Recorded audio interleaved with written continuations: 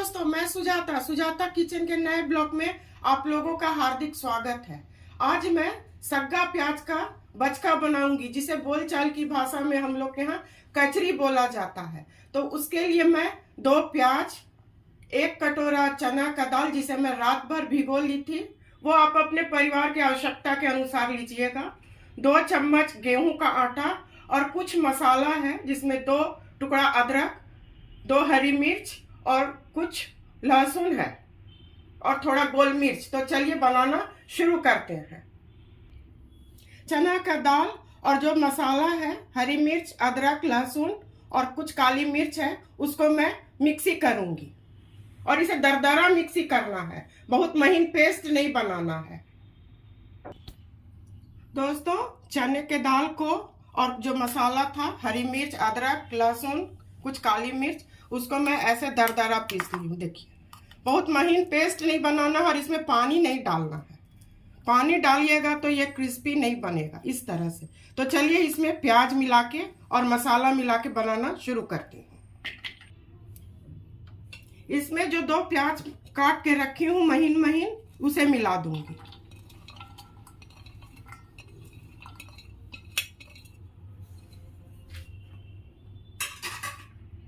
दो चम्मच सूखा गेहूं का आटा, इससे बहुत क्रिस्पी होता है।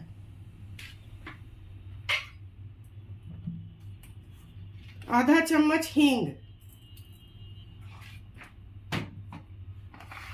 और कुछ सूखे मसाले, 1 चम्मच हल्दी, आवश्यकता अनुसार स्वादानुसार नमक, मैं 1 चम्मच नमक डाल रही हूँ, कश्मीरी लाल मिर्च और कुछ खड़े मसाले में जीरा। और इसको और अधिक क्रिस्पी बनाने के लिए मेरे यहाँ जो रस्क आता है, बिस्किट आता है, उसका चूरा मैं फेंकती नहीं हूँ, उसे मैं रख लेती हूँ। तो ये डाल दूंगी 2 चम्मच, छोटे चम्मच से 2 चम्मच। अब इसे मैं मिलाती हूँ। इसी तरह से मिला के तो चलिए अब तेल गैस जलाकर कढ़ाई चढ़ाती हूँ। चलिए अब गैस जलाती हूँ। गैस जला के, और ये सब लोहे के कढ़ाई में भी अच्छा बनता है।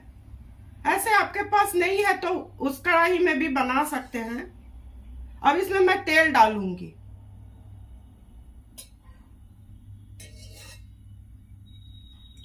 तीन चम्मच तेल डालूंगी।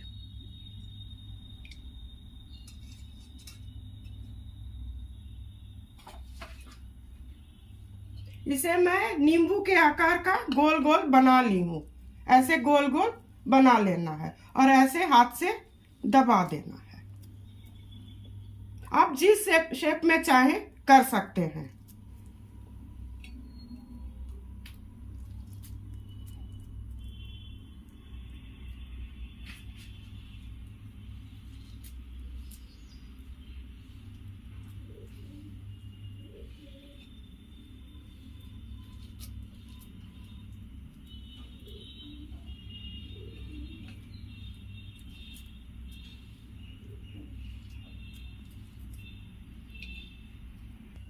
दोस्तों, गैस को मैं हाई फ्लेम पर रखी थी, ये गर्म हो चुका है।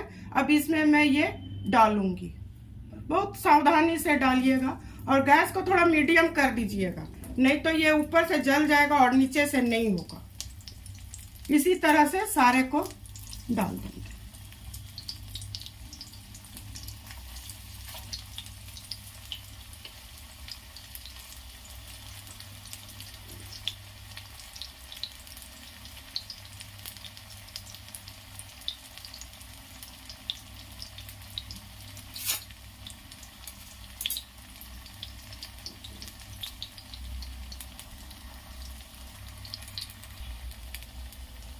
दोस्तों, एक तरफ से हो चुका है, इसे धीरे से पलट दूंगी और ये कच्चा ही बाहर निकालूंगी। दिखाती हूँ कि मैं आज क्या करती हूँ। इसे बस ये निकालूंगी।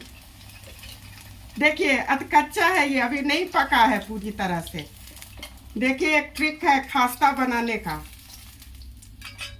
अब ये इसको बाकी को डाल दूंगी।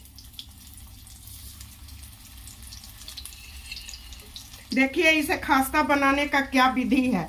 बन गया, आधा हो गया, पक गया, निकाल लीजिए और इसे फिर प्रेस कर दीजिए, ऐसे फैला दीजिए और फिर दोबारा इसको फ्राई कीजिए। एकदम बिल्कुल बहुत क्रिस्पी बनेगा। ये एक ट्रिक है इसका। इसको मैं पलट दूंगी।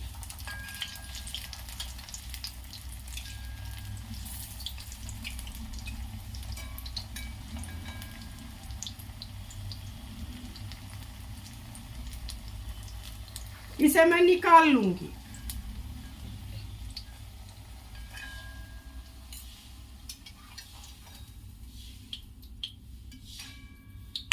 और जो ये मैं निकाल के इसे ऐसे की थी, दबाई थी, उसे मैं अब डाल दूंगी।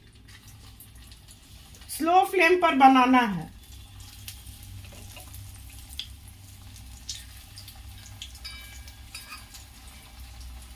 इसे बनने में लगभग 5 मिनट लगेंगे। दोस्तों इसे मैं अब पलट दूंगी। कोशिश यही करना है, इसे स्लो फ्लेम पर ही बनाना है तो अंदर तक क्रिस्पी हो जाएगा। ये जाड़ा में खाया जाता है, अच्छा लगता है, सबों को पसंद आता है, बच्चे बड़े सभी को अच्छा लगता है। नाश्ता के तौर पर खाना खा सकते हैं, स्नैक्स के लिए खाना में भी इसे खा सकते हैं। और ये मसूर के दाल में भी बन सकता है।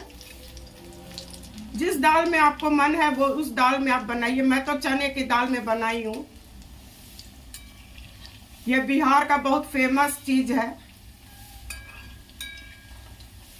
और जाड़ा में तो खाने का आनंद आता है, बहुत चीज मिलता है। ये हो चुका है दोस्तों, इसे मैं अब निकालूंगी। सावधानी से निकालिएगा, छींटा नहीं पड़ना चाहिए।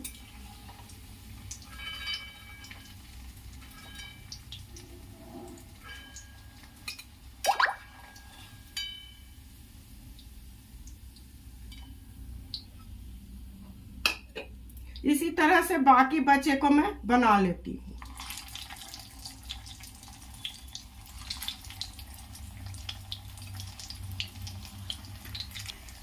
दोस्तों ये हो चुका है एक तरफ से। अब मैं इसे पलट दूंगी। मैं बहुत सरल विधि लेके चलती हूँ जिसे बिगनर्स, बैचलर्स कोई भी आराम से इसे बना सकते हैं।